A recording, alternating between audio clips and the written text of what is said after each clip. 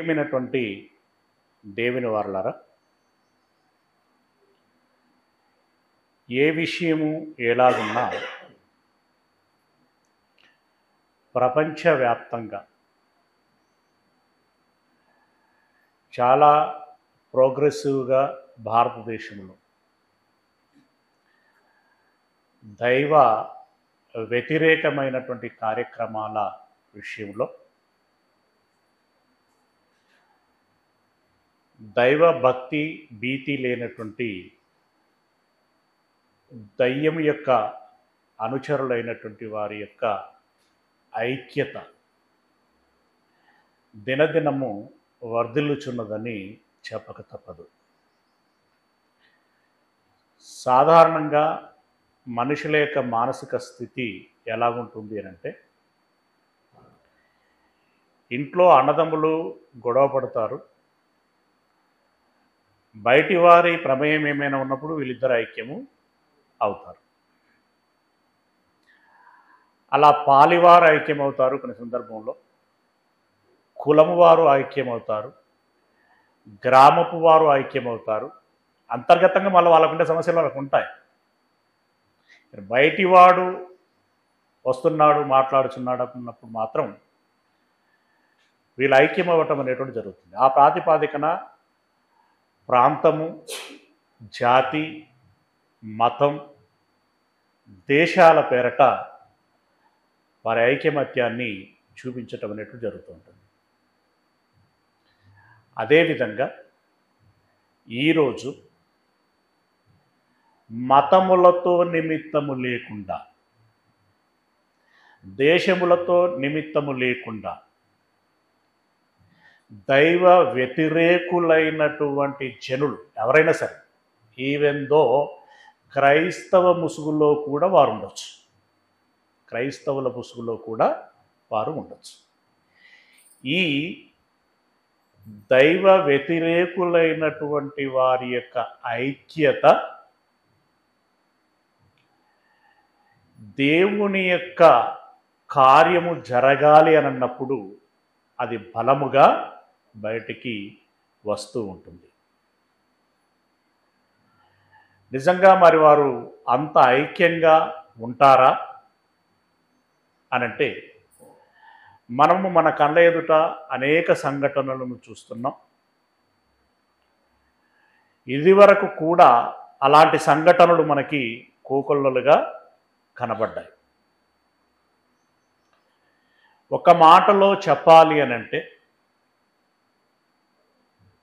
క్రైస్తవ దేశాలు అని అంటారు, కానీ క్రైస్తవ దేశము అనేటువంటి చోట దైవ పరిపాలన జరుగుతున్న దేశమేది? ఏదనందో దైవపు పరిపాలన జరుగుతున్నటువంటి దేశముందా?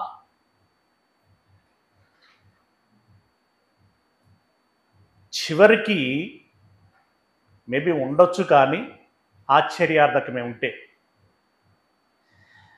దైవపు పరిపాలన జరుగుతున్నటువంటి సంఘములున్నవా?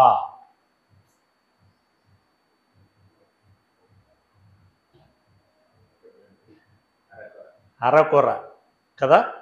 అందులో మన సంఘం ఉందా?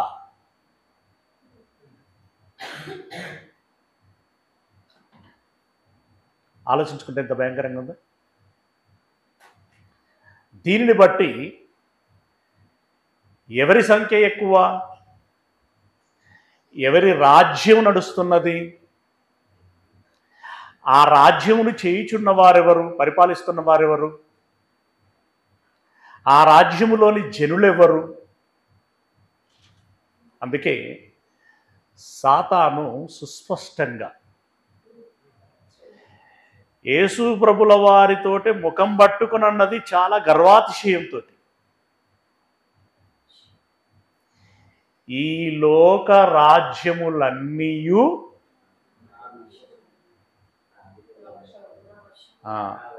చదవండి, లూకా సువార్త 4వ అధ్యాయము, లూకా సువార్త 4వ అధ్యాయము 6వ వచనం, లూకాసు వార్త 4వ అధ్యాయము 6వ వచనం. ఈ అధికారమంతయు ఈ రాజ్యముల మహిమయు నీకిత్తును, అది నాకప్పగింపబడి ఉన్నది.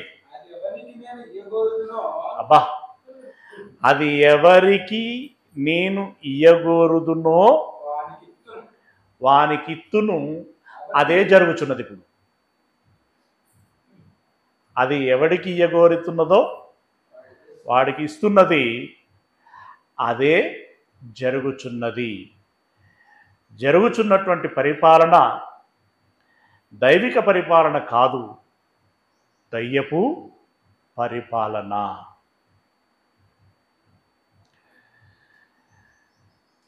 దైవ సమాజములో దయ్యపు జనులు కాదు ఇప్పుడు ఉన్నది.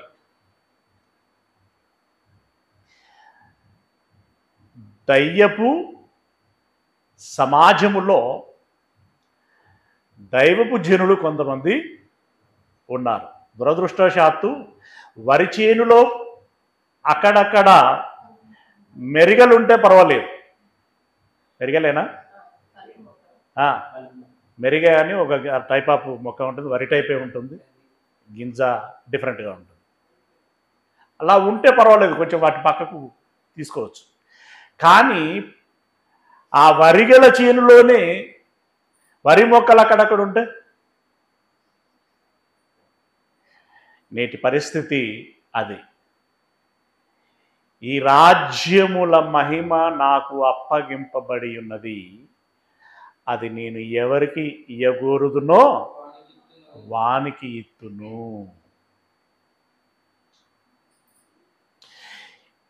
ఇప్పుడు పరిపాలన అంతా కూడా దానికి అనుసరణలోనే జరుగుతున్నది. రాజ్యాధినేతలందరూ కూడా దాని మాటలే వింటారు. కానీ విషయం ఏంటంటే, ఎవరు కూడా మేము దయ్యము చెప్పినట్లుగా పరిపాలన చేస్తున్నామని అనరు. మళ్ళీ వీళ్ళు ఆదివారము చర్చికి వెళుతాము అని చెప్పేటువంటి వారే ఉంటారు, లేదా దేవుణ్ణి పూజిస్తాము అని చెప్పేటువంటి వారే ఉంటారు. కానీ ఎంత గమ్మత్తుగా సాతాను వారిని ట్యూన్ చేసుకుంటుంది అనంటే, సాతాను చెప్పినట్లుగా మేము మా పరిపాలన చేస్తున్నామని తెలియకుండానే వారు సాతాను ఆలోచనకు అనుగుణంగా పరిపాలన చేయటం అనేటువంటిది జరుగుతున్నది.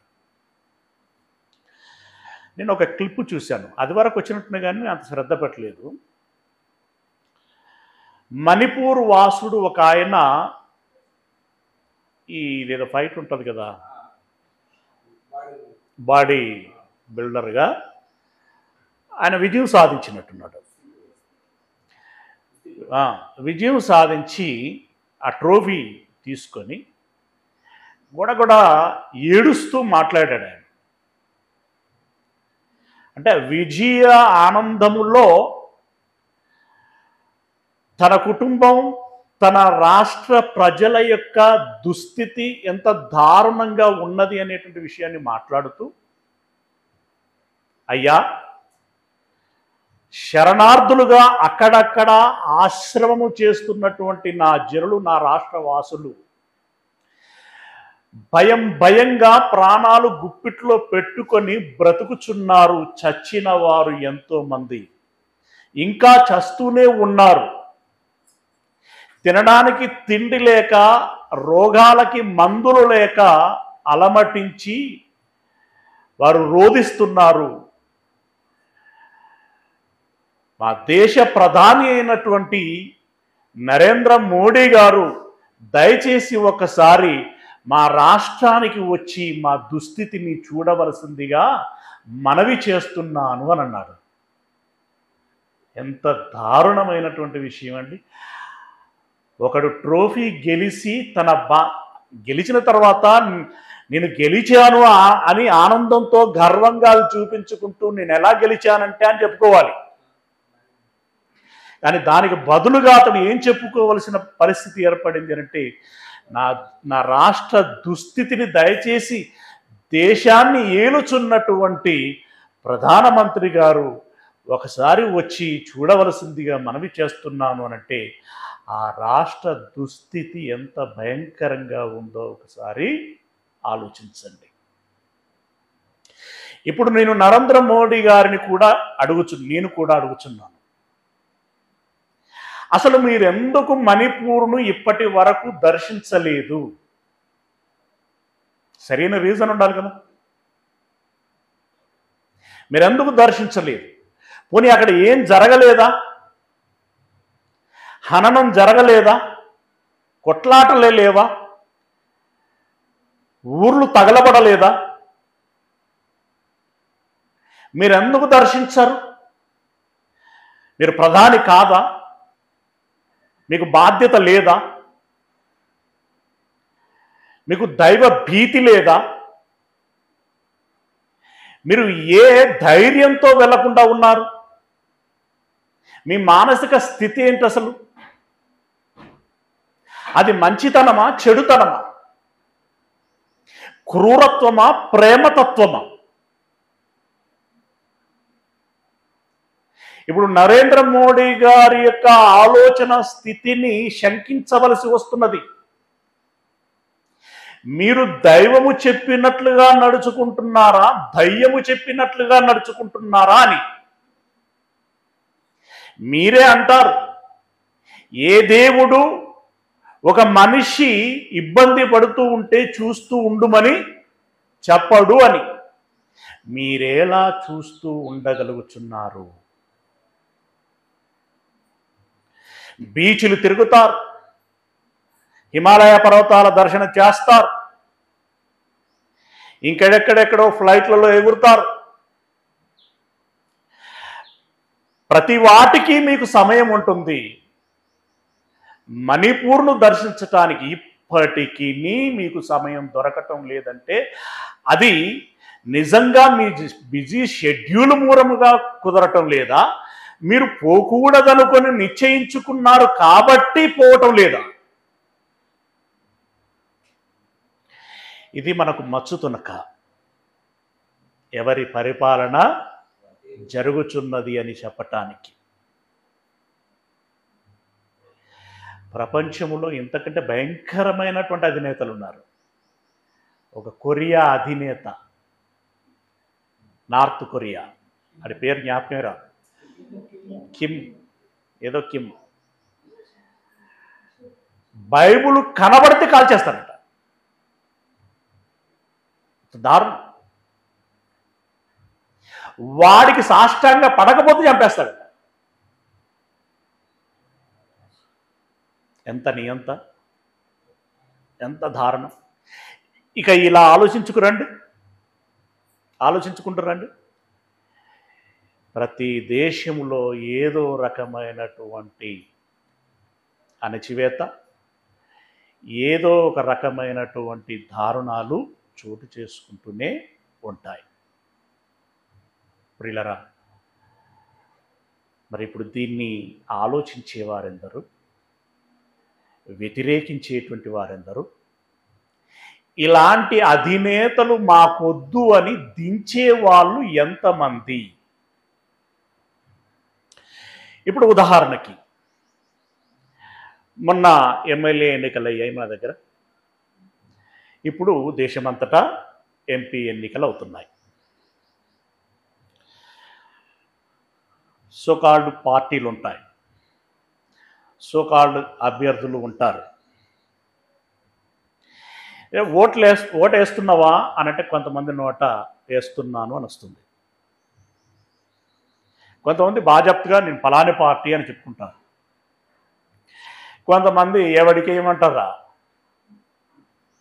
ఎవరి చరిత్ర ఏం బాగున్నదని ఏమంటావు, అసలు నేను పోలింగ్ బూత్కే పోదలుచుకోలేదు. కానీ ఓటింగ్ జరుగుతుంది, ఎవరో ఒకరు గెలుస్తారు. మీరు చెప్పండి, ఇప్పుడు ఎవరు గెలుస్తారు? మీకు అర్థమవుతుంది పాయింట్. నిలబడిన నలుగురు దొంగలు, చిన్న దొంగ, మధ్యస్థపు దొంగ, కొంచెం పెద్ద దొంగ, టాప్ దొంగ. ఇందులో ఎవరికి వేయాలి ఓటు? వేస్తే టాప్ ఓని కన్నా వేయాలి, లేకుంటే చిన్న దొంగ కన్నా వేయాలి. ఎందుకంటే వానికి భయపడేయాలి. వీని మీద కాస్తో కూస్తో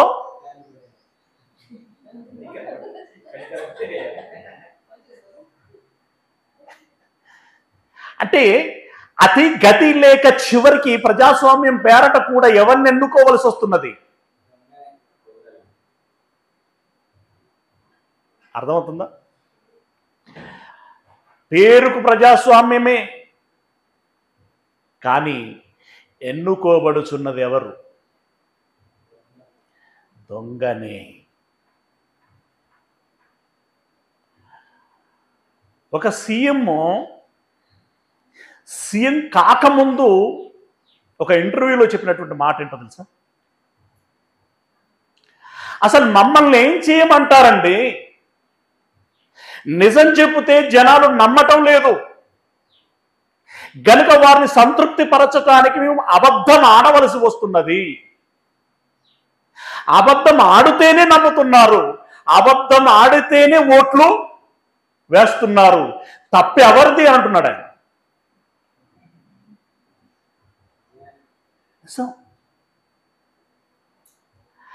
అంటే ఇప్పుడు రాజుకు ప్రజకి తేడా లేకుండా అయిపోయింది. అంత కలగాపులగం, అందరికీ అంటుకున్నదా మకిలి, అందరికీ అంటుకున్నదా మురికి, అందరికీ అంటుకున్నది. ప్రియులారా, ఇలా అధినేతలు మొదలుకొని సామాన్య జనుల వరకి సాతాను యొక్క ఆలోచనలలో వారు మునిగిపోయారు. ఏమండి, ఆప్షనల్గా మేబీ ఇది దైవ ప్రమేయమేమో, నోటా పెట్టించాడు. ఆల్టర్నేట్గా నీకు ఎవరు నచ్చకపోతే దేనికి ఏమన్నాడు? నోటా. దానికి పడుతున్నది ఏంది?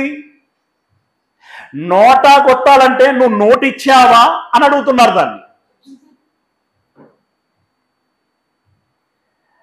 నీకెవరు నచ్చకపోతే దానికి పడాలి కదా. ప్రియులారా, దీనిని బట్టి ప్రపంచము, దేశాలు ఎవరి స్వాధీనంలో ఉన్నవి అనేటువంటి విషయాన్ని అర్థం చేసుకోవాలి. ఇప్పుడు ఈ విషయానికి వచ్చేసరికి మనం ఇందాక చెప్పుకున్నట్టుగా అంతర్గతంగా ఎన్ని ఉన్నా కూడా దైవికమైనటువంటి ఆలోచన విషయంలో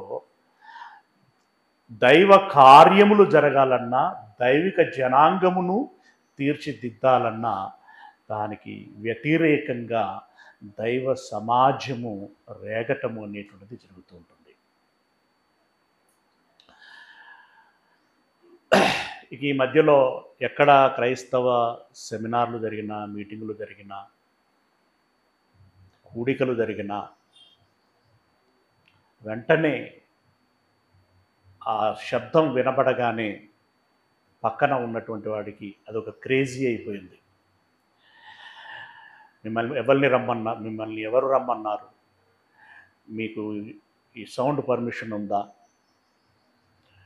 మీరు ఎందుకు వచ్చారు? ఇక్కడ ఉన్నటువంటి జనులు ఎవరు నమ్ముకున్నటువంటి వారు కాదు, కేసు పెడతాం, అది చేస్తాం, ఇది చేస్తామని బెదిరిస్తూ వీడియోలు తీయటం, పోస్టులు పెట్టడం, ఇది కదరా జయం అని చెప్పి వాళ్ళు సంతోషించటం అనేటువంటిది జరుగుతూ ఉన్నది. ఇది రోజు రోజుకు పెరుగుతూ ఉన్నది. ఎంత పరాకాష్ఠకు వెళుతుంది అనేటువంటిది ఇప్పుడు ఊహించటం అనేటువంటిది చాలా కష్టమైనటువంటి విషయంగా మారిపోయింది. ప్రియులారా, యేసు ప్రభుల వారు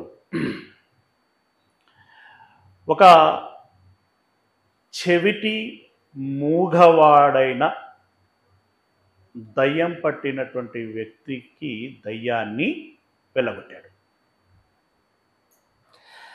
ఆ సంఘటన ఆ మత పెద్దలకి లేదా మతోన్మాదులకి పరిసైలైనటువంటి వారికి తెలిసింది. ఇప్పుడు వాడు బాగుపడటం అంతవరదాకా వినబడలేదు, మాట్లాడలేదు, కానీ ఇప్పుడు వినబడుతున్నది, మాట్లాడుతున్నాడు. ఇటువైపు కార్యం జరిగింది, అటువైపు ఏమో జనాలు అతన్ని చేయి కొడుతున్నారు. దాన్ని జీర్ణించుకోలేకపోయినటువంటి జనులు ఏమన్నారు అంటే, మీరు ఏమనుకుంటున్నారు, అసలు ఇది దేవుని మహిమ వలన జరిగినటువంటి కార్యం కాదు అని ఎవరంటున్నారు? అని జాగ్రత్త ఆలోచించండి. ఇది దేవుని మహిమ వలన జరిగినటువంటి కార్యం కాదు. బయల్జెబూలు అనేటువంటి దయ్యము పట్టడం మూలంగా, బయల్జెబూలు అనేటువంటి దయ్యం వలన వాడు ఈ కార్యము చేశాడు అని అన్నారు. అప్పుడు యేసు ప్రభుల వరకు మాట మాట్లాడారు. చూడండి, 12వ అధ్యాయము మత్తయి సువార్త 12వ అధ్యాయము 26వ వచనం. మత్తయి సువార్త 12వ అధ్యాయము 26వ వచనం.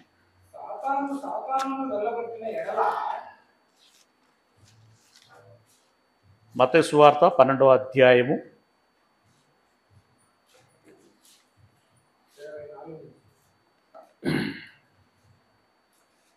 26 విని వీడు దయ్యములకు అధిపతి అయిన బయల్జెబూలు వలననే దయ్యములను వెళ్ళగొట్టుచున్నాడు, కానీ మరి ఒకని వలన, అంటే దైవం వలన కాదనిరి. ఇక్కడ జోక్ అన్నమాట. ఏం జోకు? దొంగ దొంగ అని అరుస్తున్నాడు. ఇప్పుడు దయ్యము వలన ఈ కార్యం చేశాడే కానీ దేవుని వలన కాదు అని ఎవరంటున్నారు? దయ్యపు జనులు అంటున్నారు. అంటున్నది ఒకడు కాదు, దయ్యపు జనులు అంటున్నారు. ఆ తర్వాత ఆయన వారి తలంపులను ఎరిగి వారితో ఇట్లా, నేను తనకు తానే విరోధముగా వేరుపడిన ప్రతి రాజ్యము పాడైపోవును. అవును,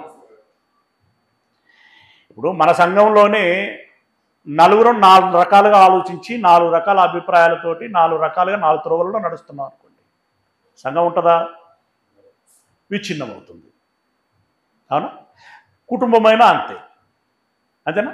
ఊరైనా అంతే, రాజ్యమైనా అంతే. యూనిటీ ఉంటేనే ముందుకు వెళ్ళగలుగుతారు, ఆరోగ్యకరంగా వెళ్ళగలుగుతారే కానీ ఎవరి ఆలోచన వారిది, ఎవరి త్రోవ వారిది అన్నప్పుడు ఏది నిలబడదు. ఇప్పుడు యేసు ప్రభుల వారు చెప్పదలుచుకున్నటువంటి మాట ఏంటంటే, ఓకే, దయ్యము వలన వెళ్ళగొట్టబడ్డాడు అని అంటున్నారు కదా, దయ్యము వలన ఎవరు వెళ్ళగొట్టబడ్డారు మీరు అంటున్నారు? బయల్జెబూలు వలన ఎవరు వెళ్ళగొట్టబడ్డారు? బయల్జెబూలు అనేది ఒక దయ్యమే. ఈ దయ్యము ఎవరిని వెళ్ళగొట్టింది అంటున్నారు మీరు? దయ్యాన్ని వెళ్ళగొట్టింది అంటున్నారు. అలాంటప్పుడు దయ్యమును వెళ్ళగొట్టుకుంటే దయ్యపు జనము విస్తరించగలరా? సరే, మీరు అన్నట్టుగా నాకు దయ్యమే పట్టింది, బయల్జెబూలు అనేటువంటి దయ్యమే ఆవరించి నేను దయ్యాన్ని వెళ్ళగొట్టాను అనుకో, దానివలన దయ్యానికి ఏం ప్రయోజనం? దీనికి నష్టము దయ్యానికే కదా అని చెబుతూ ఏమంటున్నాడు? సాతానును వెళ్ళగొట్టిన ఎడల తనకు తానే విరోధముగా వేరుపడును. అట్లయితే వాని రాజ్యము ఎలాగు నిలుచును? వాడు వాని అనుచరులు వచ్చి గర్జించు సింహం వలె మాకు సమయం కొంచెమే అని వెదకుచు తిరుగుచు రాత్రింబగళ్ళు విశ్రాంతి లేకుండా అహర్నిశలు కృషి చేస్తూ ఉన్నది దాని రాజ్యాన్ని విస్తరింప చేసుకోవటానికి. అలాంటప్పుడు దాని రాజ్యాన్ని అదే ఎందుకు వేరు చేసుకుంటుంది? అలా వేరు చేసుకుంటే దాని రాజ్యము ఏమవుతుందంటున్నాడు? నిలవదు కదా. మీరు ఎలా చెప్తున్నారు? అయితే ఇక్కడ మనము నోటు చేసుకోవాల్సిన విషయం, గమనించాల్సిన విషయం ఏంటంటే, దీనంతా ఈ సందర్భం అంతా ఎందుకు మాట్లాడుతున్నాను అంటే, అట్లయితే వాని రాజ్యము ఎలాగూ నిలుచును. అది పాయింట్ ఇక్కడ మనకు కావాల్సింది. అంటే సాతానుకు ఒక రాజ్యం ఉన్నదని ఎవరు ఒప్పుకుంటున్నారు? యేసయ్య. అలాగైతే దాని రాజ్యం ఎలాగూ నిలుచును అంటే ఎలాగూ నిలుచును అని అంటున్నాడంటే దాని అర్థం ఏంటి? దానికంటూ ఒక రాజ్యము ఉన్నది. అదే ఈ ప్రపంచాన్ని పరిపాలిస్తున్న మహాసామ్రాజ్యం.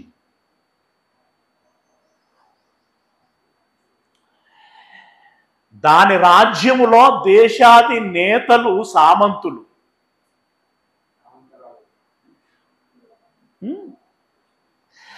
దాని రాజ్యములో దేశాధినేతలు సామంతరాజులు. అంటే దీనికి ఒక రాజ్యం ఉంది. దానిని అది వెళ్ళగొట్టుకోదండి. దానిని అది వెళ్ళగొట్టుకోదు. అంటే ఈ విషయాలు మాట్లాడకూడదేమో. ఉదాహరణకైతే బాగుంటుందని నేను అనుకుంటున్నాను. ఆ విషయం మాట్లాడకపోతే బాగుంటుందేమో. ఎందుకంటే అలా మాట్లాడితే ప్రతిదీని తప్పు పట్టాల్సి వస్తుంది. సరే, అది పక్కకు పెట్టండి. ఆ ఉదాహరణ పక్కకు పెడుతున్నాను. అంటే ఏం లేదు, కొన్ని ప్రాంతాల వాళ్ళు ఒకరు వచ్చారంటే అతన్ని ఆధారంగా చేసుకుని అనేకులు వస్తూ ఉంటారు. మీరు గమనించి ఉంటారు. వాళ్ళకున్న ఐక్యత ఎవరికి ఉండదు? స్థానికులకు ఉండదు. మీకు అర్థమైపోయి ఉండాలి. వారికి ఉన్న ఐక్యత స్థానికులకు ఉండదు. తద్మూలముగా ఏం జరుగుతున్నది? వాళ్ళు విస్తరిస్తున్నారు, మనోళ్ళేమో చెదిరిపోతున్నారు, బలహీనపడుతున్నారు. ఇంకా ఆఫ్టర్ 10 years తర్వాత హైదరాబాద్ పరిస్థితి ఏంటో ఊహించుకోండి ఒకసారి. ఇప్పటికే నిన్న హోలీ సందర్భంగా చూసుంటారు బలము ఏంటి అనేది. గమనించుకోవాలి. ఓకే, దయ్యమును వెళ్ళగొట్టుకోదు, రాబట్టుకుంటుంది. ఒక్కడు పాతుకున్నాడంటే చాలు, ఆ పాతుకున్న వాడు ఒక్కొక్కడినిగా చేర్చుకుంటాడే తప్ప దూరము చేసుకోడు. ఎలా? ఉదాహరణకి ఎలాగుంటుంది అని అంటే, ఆ ఉదాహరణ బైబిల్లో నుండి తీసుకుందాం. ఎలాగుంటుంది అని అంటే, గెరాసేనీయుల దేశములో దయ్యము పట్టిన వాడు ఒకడున్నాడు. వాడు చాలా భయంకరంగా ప్రవర్తించేవాడు. వాడిని సంఖ్యలతో కట్టేసినా కూడా తెగ్గొట్టుకునేవాడట. మామూలునైతే మనిషి బలం అంత ఉండదు, ఇది మరో బలమైతేనే తెంపుకోగలుగుతారనే పరిస్థితి ఉంది. అప్పుడు యేసు ప్రభుల వారిని అంటే యాదృచ్ఛికంగా అది చూడటం జరిగింది. చూసి కేకలేసింది, ప్రభువా, నాతో నీకేం పని, ఇక్కడికి ఎందుకు వచ్చావు అని చెప్పి మాట్లాడుచూ ఉన్నది. అప్పుడు ఇంతకీ నీ పేరేంటమ్మా అని అన్నాడు.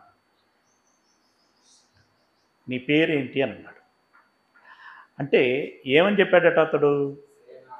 నా పేరు సేనా. అంటే దాని అర్థం ఏంటట? చదవండి. మార్కు సువార్త 5వ అధ్యాయము 9వ వచనం. మార్కు సువార్త 5వ అధ్యాయము 9వ వచనం.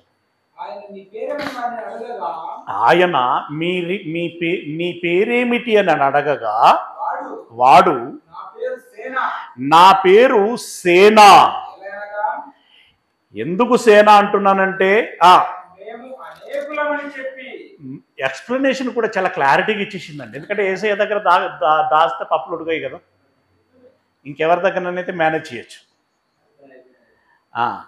నా పేరు సేనా అని నేను ఎందుకు అంటున్నానంటే, మేము అనేకులము అని చెప్పి తమ్మును ఆ దేశములో నుండి తెగులు వేయవద్దని ఆయనను మిగుల ప్రతిమాలు కొనను. వాడు జుట్టు పట్టుకోవడానికైనా కాళ్ళు పట్టుకోవడానికైనా ఎప్పుడు సిద్ధంగానే ఉంటాడు. యేసయ్య వచ్చాడు కాబట్టి కాలు పట్టుకుంటా అంటున్నాడు. ఆ స్థానంలో ఇంకోడు ఉంటే అంతే, మన తత్వమే అది. అది అన్నిటికీ రెడీ అయ్యి ఉంటాడు మానసికంగా. రైట్. ఇప్పుడు ఇక్కడ ఏమన్నాడు? మేము అనేకులము అంటే ఎంత ఉంటుంది నెంబరు? మేబీ సింగిల్ డిజిట్ కాదేమో అనిపిస్తున్నది. డిజిట్ అంటే 1 to 9 ఇది కూడా కాదేమో అనిపిస్తున్నది. ఎబో అంటే ఇంతమంది ఒక ఒంటిలో ఉంటున్నారా? ఒళ్ళు మీన్స్ ఒంటి మీన్స్ ఇంటి. ఇంతమంది ఒక్క ఇంటిలో ఉంటున్నారా? ఏదో సామెత ఉంది కదా మనకి. ఏం సామెత? 3 ఇబ్బంది పడద్దు 3 ఏమన్నమాట? మీరు పిలవద్దు.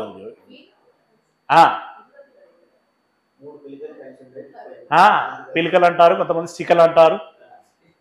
అంటే మన అలాగని పురుషులందరూ కలిసి ఉంటారా అంటే అది కూడా ఏం లేదు. అది సామెత వాడడానికి బాగుంటుంది కాబట్టి వాడుతూ ఉంటాం. ఉన్నదా? అదేదో వాడింది కానీ 30 మంది కలిసి ఉంటారు ఇప్పుడు. మేము కూడా కలిసి ఉన్నాం.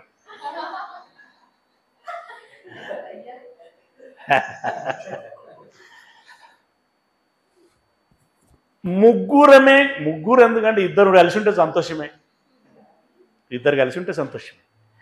అంటే ఒక ఇంటిలో ఇద్దరు అడ్జస్ట్ కాలేనటువంటి పరిస్థితి మన పరిస్థితి. ఒకసారి ఆలోచించండి, ప్రశ్నించుకోండి, ఆత్మ విమర్శ చేసుకోండి. ఒక ఇంటిలో ఇద్దరము కలిసి ఉండలేనటువంటి పరిస్థితి. చివరికి దారుణమైన విషయం ఏంటంటే భార్యాభర్తలు కూడా.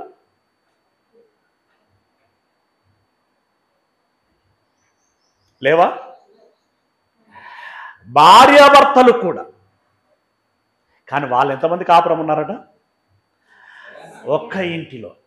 మన ఇల్లన్నా సింగిల్ బెడ్రూమ్ డబుల్ బెడ్రూమ్లో ఉంటాయి, కానీ దీంట్లో ఎన్ని రూములు ఉన్నాయి? ఉన్నది ఒకటే రూము. ఈ రూములో ఎంతమంది ఉన్నారట?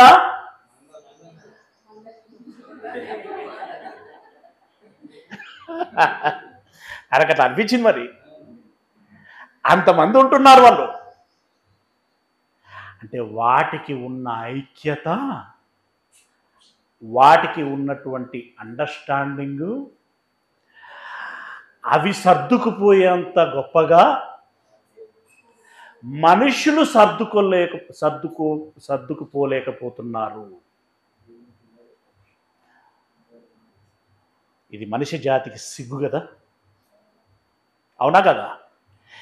మనుష్య జాతి సిగ్గుపడాల్సినటువంటి విషయం. అందులో ముఖ్యంగా మేము దేవుణ్ణి నమ్ముకున్న వారం అనేటువంటి వారు మరీ సిగ్గుపడాల్సినటువంటి విషయం. వాటికి ఉన్న అండర్స్టాండింగు, వాటికి ఉన్నటువంటి సమాధానము, వాటికి ఉన్నటువంటి ఐక్యత దైవ సమాజమునకు లేకపోవటం. ఓకేనా? ఇంకో విషయం చెప్పనా? వెళ్ళగొట్టడం ఉంటుందండి వాటిలో, రప్పించుకోవటమే. పర్వాలేదురా.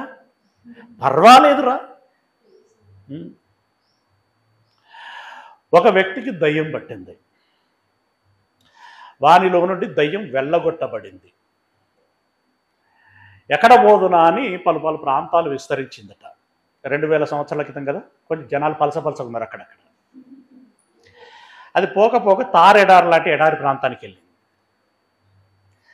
అక్కడ కనుసూపు మేరకు ఏమున్నది, ఇసుకే ఉన్నది. తాగటానికి నీళ్లు కూడా దొరకలేదట దానికి. భయం వేసి అబ్బో కష్టంగా ఉన్నది, అదేదో మళ్ళీ అక్కడికే పోయి ట్రై చేస్తాను వచ్చిందట. ఎక్కడ విడిచిపెట్టిపోయిందో అక్కడికే వెళుతాను వచ్చిందట. వస్తూ ఒక్కటి రాలేదట వచ్చేటప్పుడు. అది చూడండి ఎంత వినటానికి ఎంత బాగుంటుంది. ఇక్కడే మత్తయి సువార్త, వెరీ గుడ్, మత్తయి సువార్త 12వ అధ్యాయము 43వ వచనం నుండి. అపవిత్రాత్మ ఒక మనిషిని వదిలిపోయిన తర్వాత అది విశ్రాంతి వెదకుచు నీరు లేని చోట్ల తిరుగుచుండెను. ఒక మనిషిని విడిచిపెట్టి వెళ్ళిపోయింది. సరే, ఎందుకు వెళ్ళింది, ఎలా వెళ్ళింది, తనకు తానుగా వెళ్ళిందా, ఎవరైనా వెళ్ళగొడితే వెళ్ళిందా, మొత్తానికి పోయింది. ఆ పోయి అది విశ్రాంతి వెతుకుచు, ఎక్కడ అనువైనటువంటి స్థలం దొరుకుతుందా అని చెప్పి నీరు లేని చోట్ల తిరుగుచుండెను. విశ్రాంతి దొరకనందున నేను వదిలి వచ్చిన నా ఇంటికి తిరిగి వెళ్ళుదును అనుకొని వచ్చి ఆ ఇంట ఎవరును లేక అది ఊడ్చి అమర్చి ఉండుట చూచి వచ్చేసరికట అది ఎలా ఉందట, ఆ ఇంటిలో ఇంకెవ్వరు లేరట, ఖాళీగా ఉంది. ఫస్ట్ ఆఫ్ ఆల్ ఖాళీగా ఉంది, ఖాళీగా ఉంది, పైగా క్లీన్ ఉంది. ఖాళీగా ఉందంటే దాని అర్థం ఏంటి, ఆ ఇంటిలో దేవుని వాక్యం లేదు, ఆ ఇంటిలో పరిశుద్ధాత్ముడు లేడు, ఆ ఇంటిలో దైవికమైనటువంటి ఏ ఆనవాలు లేదు. ఏ ఆనవాలు లేకపోవటమే దయ్యానికి క్లీన్ అండ్ నీట్ అన్నమాట. అది ఉంటే డిస్టర్బెన్స్ దానికి, అది ఉంటే వాక్యం ఉంటే, దైవాలోచన ఉంటే, ప్రార్థన ఉంటే, పాటలు ఉంటే, పరిశుద్ధాత్ముడు ఉంటే దానికి డిస్టర్బెన్స్. ఇవేవి లేవు కాబట్టి క్లీన్ అంటే మీరు ఈ చెత్త చెదారం ఇది అనుకునేరు, అది కాదు.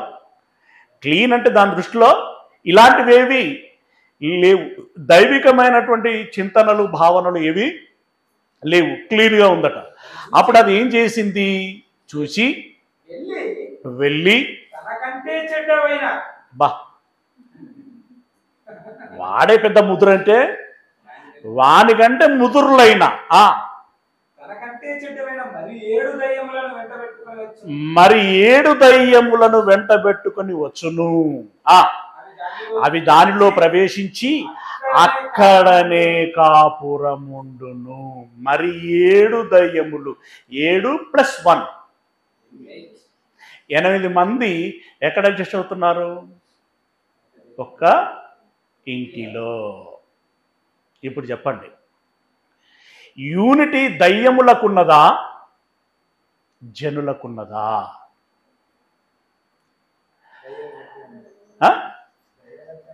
దయ్యములకే ఉన్నది మొదటిది. ఇప్పటి వరకు దయ్యములకున్న ఐక్యత గురించి మనం మాట్లాడుకున్నాం. ఇప్పుడు దయ్యము ద్వారా ప్రేరేపితమైనటువంటి జనులకేమైనా ఐక్యత ఉందా అని అంటే చెప్పాను కదా, ఇంటర్నల్గా ఎన్ని ఉన్నా కూడా ఇష్యూ బేస్ వచ్చేసరికి మాత్రం ఇష్యూ బేస్డ్గా వారు యూనిటీ అయిపోతారు. ఆ విషయంలో మనకి బాగా తెలిసినటువంటి విషయం ఏంటంటే, యేసుక్రీస్తుని అరెస్ట్ చేసి పిలాతు దగ్గరికి తీసుకొచ్చిన తర్వాత, పాపం పిలాతు చాలా ప్రయత్నం చేశాడు యేసయ్యను విడిపించడానికి. కానీ వాళ్ళు ఏం చేశారు, వశపడనీయలేదు. ఎవరికి? పిలాతుకి. పిలాతును బ్లాక్మెయిల్ చేశారు తెలుసా, నువ్వు జాగ్రత్త, నువ్వు జాగ్రత్త. ఇప్పుడు కైసరుకు వ్యతిరేకంగా మాట్లాడాడు, అయినా నువ్వు విడిచిపెడతానంటే నీ పోస్ట్ ఊడిపోతుంది, జాగ్రత్త. ఇలా చాలా విధాలుగా బ్లాక్మెయిల్ చేశారు. ఆ సందర్భంలో ఒక వర్డ్ ఉంటుంది, అది ఏంటి? వారి కేకలే. వారి కేకలే అంటే ఎవరి కేకలు కదా? వారి కేకలు గెలిచెను అంటే కేకలు గెలిచినట్టు దాని అర్థం ఏంటి? మందబలం ఉన్నది అక్కడ. ఓకే, అక్కడ మందబలం ఉన్నది. మందబలం ఉన్నది. ఒకసారి స్పీడ్గా చదవండి అది. లూకాసు వార్తన 23 లూకాసు వార్త 23వ అధ్యాయం 43వ వచనం చదవండి. 23, 43, 23, 23 లూకాసు వార్త 23, 23. పట్టుకొని పెద్దగా కేకలు వేసి ఆ, సిలువ వేయమని అడగగా ఆ, వారి కేకలే గెలిచెను. వారి కేకలే గెలిచెను అంటే ఇప్పుడు వారి కేకలే గెలిచెను అంటే ఇక్కడ జాగ్రత్తగా మనకి గమనిస్తే పిలాతు ఎందుకు విడిచిపెట్టదలిచాడు? పిలాతు నెంబర్ 1 యేసయ్యలో ఏ దోషము కనబడలేదు అని. నెంబర్ 2 ఏంటంటే వాళ్ళ ఆవిడకి కలొచ్చింది. కలొచ్చి, ఏమండి మీరు తీర్పు తీర్చేటప్పుడు ఈ విషయాన్ని మనసులో పెట్టుకోండి, ఇతడు దైవజనుడు కనుక మరి ఆ నేరం మన మీదకి రాకుండా మీరు జాగ్రత్త పడండి అంటే, అందుకే కదా అతడు చేతులు కడుక్కున్నది. అంటే అన్యుడైనా సరే ఇతనికి ఆ సమయానికి కొంత దైవభీతి ఉన్నది. ఇప్పుడు ఇక్కడ దయ్యం వ్యతిరేకపడటం ఏం లేదు అక్కడ, రైట్? ఇప్పుడు కేకలు వేయుము అన్నటువంటి వారి కేకలే గెలిచెను అంటే వారి మందబలము గెలిచింది. అక్కడ యేసయ్యను సిలువ వేసేటువంటి విషయంలో ఎవరెవరండి? పరిసయ్యులు, సద్దూకయ్యులు, శాస్త్రులు, మత పెద్దలు, సామాన్య జనులు కూడా వాళ్ళకు వంతబాడారు. ఇంతమంది ఒక్కటై యేసయ్యను చంపండి చంపండి అని చెప్పి వాళ్ళు సాధించుకున్నారు. ఆ విషయంలో గెలిచారు. అంటే ఇప్పుడు దయ్యపు జనులు, ఇందాకనేమో మనం మాట్లాడుకున్న దయ్యాల గురించి, ఇప్పుడు వీళ్ళెవరు? దయ్యపు జనులు, దయ్యము చేత ప్రేరేపింపబడినటువంటి వారు. వారి కేకలే గెలిచెను. ఇది తర్వాత పౌలు గారు సువార్త చేస్తున్నప్పుడు చాలా బీభత్సంగా వెళ్ళిపోతున్నది లోపల జనాలలోనికి. ఇది ఓర్వలేకపోయారు జనాలు. ఏ జనాలు? దయ్యపు జనాలు ఓర్వలేకపోయారు. ఫుతోను అనేటువంటి ఒక దయ్యం పట్టినటువంటి ఒక పిల్ల అనుకుంటా, పాప, చిన్నది, రైట్? ఆ చిన్నది ఏంటి అంటే ఆ పిచ్చి దయ్యం పట్టడం మూలంగా అది పిచ్చి ప్రేరేపణలు ఇస్తూ ఉంటుంది. పిచ్చి ప్రేరేపణలు ఇస్తూ ఉంటే అది ఏదో వాగుతూ ఉంటుంది అన్నమాట. అమ్మాయి వాగుతూ ఉంటే దాన్ని అక్కడ ఏం వాడాడంటే సోది చెప్పటం అని అన్నాడు. సోది చెప్పుతూ ఉంటే ఇక వీళ్ళు ఏదో దేవుడు దేవత మాతో మాట్లాడుచున్నది అని చెప్పి భావించేటువంటి వారు, అలా గుడ్డిగా భక్తులు వెళుతూ ఉండేటువంటి వారు. తద్మూలంగా ఆ అమ్మాయిని ఒక చోట కూర్చుండబెట్టి పలికించటం అనేటువంటి చేసి దాన్ని బిజినెస్గా మార్చుకున్నారు కొంతమంది కలిసి. ఇది సాధారణంగా ఎక్కడైనా ఉంటుంది కదా, ఎక్కడైనా ఉంటుంది, రైట్? ఇప్పుడు ఊగే వాళ్ళు ఉంటారంట కొంతమంది, అవునా? ఆమె ఊగుతున్నది అని అంటే చుట్టూ జారుతారా లేదా? అక్కడ మొక్కులు మొక్కుతారా లేదా? రకరకాలుగా మొక్కులు, ముడుపులు, అవునా, రకరకాలుగా చేస్తూ ఉంటారు. నేను ఒక వీడియో చూశాను, ఎంత దారుణమైనట్టంటే ఒక పిచ్చి ఆవిడ, ఆమెకు పిచ్చి పట్టింది. ఆమె ఏం చేస్తున్నదో ఆమెకు తెలియట్లేదు. ఆమె టీ తాగుతూ అంత బట్టల మీదనే పోసుకుంటుంది. దాన్ని తాగట్లేదు, ఇలా ఇలా ఇలా అని కింద ఉలకబోస్తుంది, ఉంచుతున్నది. ఆమె అదంతా కారిపోతున్నది, కొంత దాంట్లోనే పడుతున్నది, కొంత కింద పడుతుంది. ఆ కప్పు కింద పడేసింది. వెనక కొంతమంది ఎప్పుడు కింద పడుతుందని వెయిటింగ్లో వస్తున్నారు, ఆమెను ఫాలో అవుతున్నారు. ఫాలో అవుతూ ఏం చేశారు అనంటే పడగానే దాన్ని తీసుకొని మనిషింత చేతిలో పోసుకొని తీర్థం వలే చూసారా మీరు? అది భక్తి, అది మనల్ల భక్తి, జనుల భక్తి. ప్రియులరా, ఇలాంటి గుడ్డి భక్తులను, ఇలాంటి అమాయక భక్తులు ఉన్నంత కాలం దాన్ని సొమ్ము చేసుకోవటానికి వ్యాపారంగా మలుచుకుంటారు. అలా ఆవిడని కేంద్రంగా చేసుకుని వ్యాపారం చేసుకున్నారు. ఇక వాళ్ళు డైలీ వైజ్ పెట్టుకున్నారో ప్రోగ్రామ్, వీక్లీ వైజ్ పెట్టుకున్నారో కానీ అక్కడికి ఆమె ఏదో చెబుతుందని అది తెలుసుకొని తమ సమస్యలు సాల్వ్ చేసుకుందామని చెప్పి అనేకులు వస్తూ ఉంటారు. వచ్చిన వాళ్ళ దగ్గర ఫీజుల రూపంలోనో లేకుంటే ఇంకేదో రూపంలోనో సొమ్ము చేసుకుంటూ ఉంటారన్నమాట.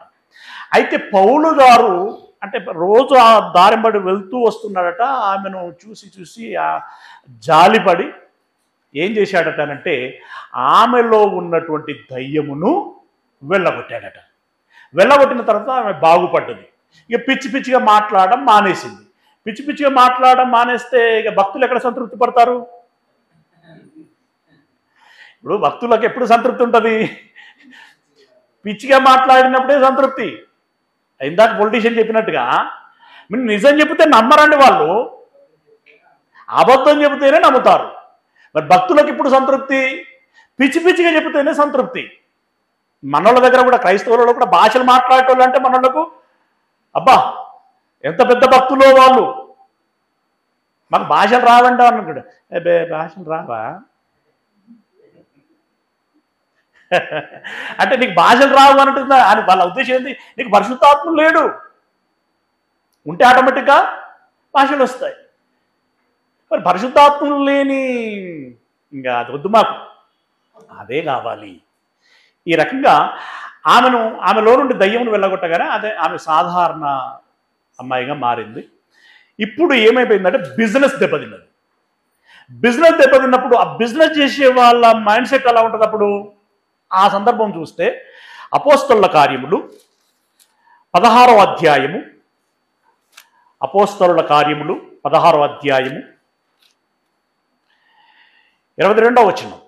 అపోస్తలుల కార్యములు 16వ అధ్యాయం 22వ వచనం. అప్పుడు అంటే ఇక్కడ సందర్భం ఏంటి అని అంటే మొత్తానికైతే మీద మీరు గమనించుకున్నట్లయితే మీరు తర్వాత చదువుకోవచ్చు. ఎన్నో వచనం? 19వ వచనంలో యజమానులు ఆమె వారి లాభసాధనం పోయినని చూసి పౌలు శీలలను పట్టుకొని గ్రామపు చావడిలోనికి అధికారుల యొద్దకి ఈడ్చుకొని పోయిరి. వచ్చి ఇక మొత్తానికి ఆడ లేనిపోనివన్నీ చెప్పేసి 22వ వచనంలో ఏమన్నాడంటే అప్పుడు జనసమూహం వారి మీదకి దొమ్మిగా వచ్చెను. జనసమూహము దొమ్మిగా వచ్చెను. ఎవరి మీదకి? పౌలు శీలల మీదకి. ఎందుకు? చంపేయడానికి. న్యాయాధిపతులు కూడా ఏమని సెలవిచ్చారు? బట్టలు ఊడదీసి కొట్టండి అన్నారట వారు. అంటే ఇప్పుడు న్యాయాధిపతులు, జనాలు అందరూ దొమ్మిగా పౌలు శీలల మీద పడ్డారు అని అంటే ఆ గుంపు ఇప్పుడు ఏ గుంపు అయితే పడతారు చెప్పండి? ఇప్పుడు దైవం పక్షంగా ఎంతమంది నిలబడతారు అక్కడ? పౌలు శీల ఉంటే, లూకా ఉండొచ్చు, మేబీ మరి ఇంకెవరన్నా ఇద్దరు ముగ్గురు ఉంటే ఉండొచ్చు. కానీ వాళ్ళందరూ వచ్చి మీద పడుతుంటే వీళ్ళు ఏం చేయలేని పరిస్థితి. అంత మెజారిటీ వాళ్ళ దగ్గర ఉంది. అవునా? రైట్. ఇక మరొక సందర్భం మనం చూసినట్టయితే ఈ కార్యం జరిగింది ఇక్కడ దొమ్మిగా పడిందేమో ఫిలిప్పు అనేటువంటి పట్టణం. ఫిలిప్పు అనేటువంటి ఒక పట్టణం ఉంది. ఆ పట్టణంలో ఈ కార్యం జరిగింది. ఇక తెస్సలోనికకు వెళ్ళినప్పుడు ఒక సంఘటన జరిగింది. తెస్సలోనికలో ఒక సంఘటన జరిగింది అని చెప్పేసి వాళ్ళు బెరయకు వెళితే అక్కడ కూడా ఒక సంఘటన జరిగింది. దాన్ని కూడా ఒకసారి చూద్దాం. తెస్సలోనిక పట్టణానికి వెళ్ళినట్టు సందర్భం చూడండి. అపోస్తలుల కార్యములు 17వ అధ్యాయము 5వ వచనం. అపోస్తలుల కార్యములు 17వ అధ్యాయము 5వ వచనం. అయితే అంటే వాళ్ళు వచ్చి తెస్సలోనిక పట్టణంలో సువార్త ప్రకటిస్తున్నప్పుడు అక్కడ మంది ఆయన ఎక్కడ వెళ్ళి ప్రసంగించినా కూడా కొంతమంది ప్రేరేపితులు అయ్యేవారు. అది చూసి వీళ్ళ కన్నుగుట్టగానే వెంటనే ఏం చేసేవారు అంటే ఇగో ఇలాంటి పనులు చేసేవారు. ఏం చేశారట? అయితే యూదులు మత్సరపడి మత్సరపడి పాటలు లేక తిరుగు కొందరు దుష్టులను వెంటబెట్టుకొని పని పాటలు లేనటువంటి కొంతమంది దుష్టులను వెంటబెట్టుకొని గుంపు కూర్చి వీళ్ళందరూ అంత ముందుకు చేతులు కలుపుకుని తిరిగిన వాళ్ళ, భుజాలు మీద చేతులు వేసుకొని తిరిగిన వాళ్ళ వీళ్ళు కాదు. ఈ సంఘటన వచ్చేసరికి ఇలా అయ్యారనమాట. గుంపు కూర్చి పట్టణమెల్లా అల్లరి చేయించు యాసోను ఇంటి మీద పడి వారిని జనుల సభ ఇంటికి తీసుకొని వచ్చుటకు అంటే మొత్తానికి మళ్ళీ ఆ తెసలోనిక పట్టణంలో పౌలును చంపేటువంటి ప్రయత్నం చేశారు. అంటే చంపటానికి వీళ్ళు ఏమవుతున్నారు? ఏకమవుతున్నారు. ఒకలా ఇద్దరా? గుంపులుగా అరే రారా అని సైగ చేస్తే చాలు అందరూ వచ్చేస్తున్నారు. అంటే ఎంత యూనిటీ చూడండి, ఆ విషయంలో ఎంత ఐక్యత చూడండి.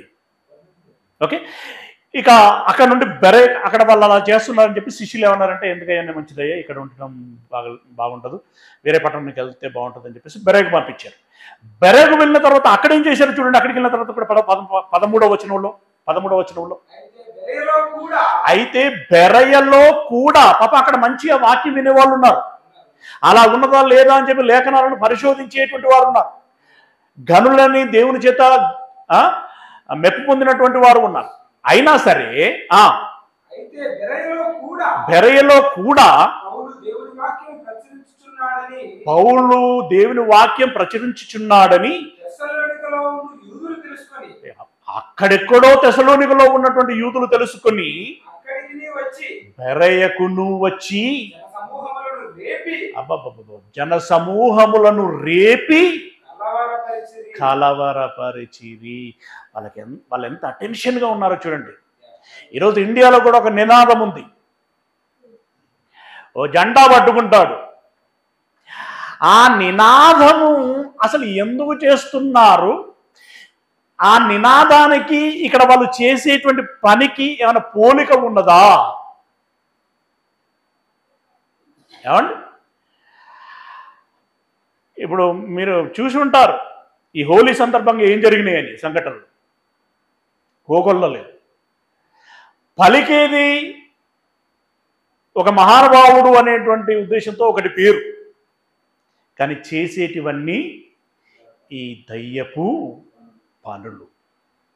పిల్లరా, ఎక్కడికి వెళ్ళినా వీళ్ళందరూ సమూహాలుగా వెళ్ళి దైవిక కార్యక్రమాలని అభ్యంతరపరిచేటువంటి ప్రయత్నం చేశారు. మనుషులను అంటే దైవజనులని చంపినటువంటి పరిస్థితులు ఉన్నాయి. అరే, ఇక మరొక సందర్భం మనం చూసినట్టయితే ఎఫెసీ పట్టణంలో ఉన్నప్పుడు జరిగినటువంటి సంఘటన 19వ అధ్యాయం. ఇది ఏంటి అని అంటే ఆ ఎఫెసీల పట్టణం అంటే అన్యుల పట్టణం. అక్కడ విగ్రహాలు ఎక్కువగా ఉండేటువంటివి. అయితే అక్కడికి వెళ్ళి సువార్త ప్రకటిస్తున్నాడు. విగ్రహములు వట్టివి, అవి మనుషుల చేత తయారు చేయబడినటువంటి వినవు చూడవు అని చెప్పేసి మాట్లాడుతూ కొంతమంది అవును కదా అని చెప్పి ఆలోచన పడుతున్నారు అనమాట. ఆలోచనలో పడటం మూలంగా అక్కడ ఏం జరిగిందంటే అక్కడ పెద్ద మార్కెట్ ఉంది.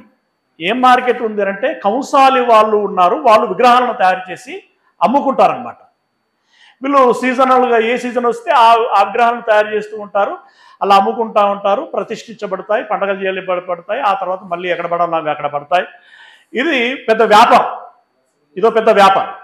అయితే ఈ ప్రతిమలు వృధా అని చెప్పేసి అంటే ప్రతిమలలో ఏముండదు, జీవం ఉండదు, దైవం ఉండదు అని చెప్పేసి పౌలు గారు అర్థం చేయించేటువంటి క్రమంలో ఇప్పుడు జనులు ఆలోచనలో పడి వాటిని ప్రతిష్ఠించటము మానేస్తూ వస్తున్నారన్నమాట. మానేస్తూ వస్తున్నప్పుడు వ్యాపారం చేసేటువంటి తయారు చేసి వ్యాపారం చేసేటువంటి వారికి మన వ్యాపారము డౌన్ అయిపోతున్నది. కారకులు ఎవరు? పౌలు అనేటువంటి వాడు కారకుడు. గనుక మరి బొత్తిగా తుడిచిపెట్టబడక మునిపే మనం ఏం చేయాలి అంటే పౌలును అంతమొందించాలి అని చెప్పేసి ఏం చేశాడు అంటే అప్పటి వరకు వానికంటే నా వ్యాపారం బెటర్గా జరగాలని వాని వ్యాపారం ఎలా కుంటుపడేద్దామా అని ప్రయత్నం చేసిన వీడే ఇప్పుడు ఆ వ్యాపారులందరిని పిలిచి ఈరోజు మన వ్యాపారం పడిపోవచ్చున్నది. ఎందుకు పడిపోవచ్చున్నదో తెలుసా? అని చెప్పేసి వాళ్ళను ఆలోచింపచేసి రేపి మనమందరం ఏదో ఒకటి చేయాలని చెప్పేసి రెచ్చగొట్టాడు వారు. అంటే ఇక్కడ ఇప్పుడు అంతసేపు ఏమో నా వ్యాపారమే బాగా జరగాలి అని ఆలోచించుకున్నటువంటి సదరు వ్యక్తి ఇప్పుడు మన వ్యాపారం బాగా జరగాలంటే వీళ్ళు లేకుండా చేయాలి అని అంటే వాళ్ళు సమ్మతించి ఏకీభవించారు, ఏకమయ్యారు. ఏకమై ఏం చేశారు చూడండి, ఇదే అపోస్తల కార్యములు 19వ అధ్యాయం 26వ వచనం నుండి. అయితే చేతులతో చేయబడినటువంటి దేవతలు కావని ఎఫెసులో మాత్రము కాదు ఒప్పించి తిప్పి ఉన్నటువంటి ఈ సంగతిని మీరు చూచి విని ఉన్నారు. మరియు ఈ మన వృత్తి యందు లక్ష్యము తప్పిపోవటయే గాక మహాదేవి అయినటువంటి అర్తమీదేవి యొక్క గుడి కూడా తృణీకరింపబడి ఆసియా యందంతటను భూలోకమందంతటా పూజింపబడుచున్న ఈమె యొక్క గొప్పతనము మన వ్యాపారం తగ్గిపోతున్నదనేటువంటిది కాకుండా ఏ సెంటిమెంట్లు వాడాడు ఇక్కడ? మన దేవత ప్రభావం తగ్గిపోయేటువంటి ప్రమాదం ఉంది, ఇలా చేస్తున్నారని చెప్పేసి ఆ మాటలు మాట్లాడి వారు విని రౌద్రముతో నిండిన వారై ఎఫెసీల అర్తమీదేవి మహాదేవి అని కేకలు వేసిరి. పట్టణము బహు గలిబిలిగా ఉండెను. వచ్చి అని ఇలా చాలా మాటలు చెప్పుకుంటారు. ఇక్కడ విషయం ఏంటంటే వారు ఈ మాటలు చెప్పగానే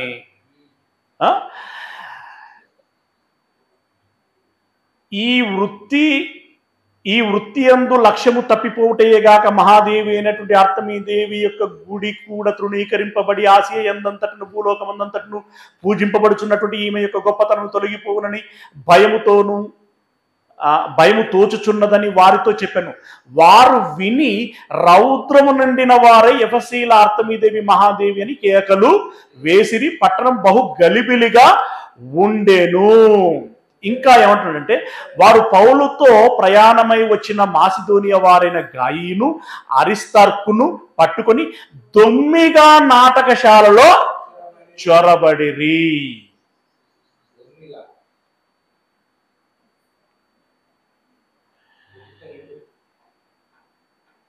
24లో దేమేత్రియను ఒక కంసాలి అర్తమీదేవికి వెండి గుళ్లను చేయించటం వలన ఆ పని వారికి మిగుల లాభము కలగ చేయుచుండెను. అతడు వారిని అట్టి పని చేయు ఇతరులను గుంపు కూర్చి ఏం చేశాడు? గుంపు కూర్చి అయ్యలారా ఈ పని వలన మనకు జీవము బాగుగా జరుగుచున్నదని మీకు తెలియను. అయితే ఇప్పుడు ఏం జరుగుతున్నదంటే అని చెప్పేసి ఇందాక మనం చదువుకున్న మాటలన్నీ చెప్పడం జరిగింది.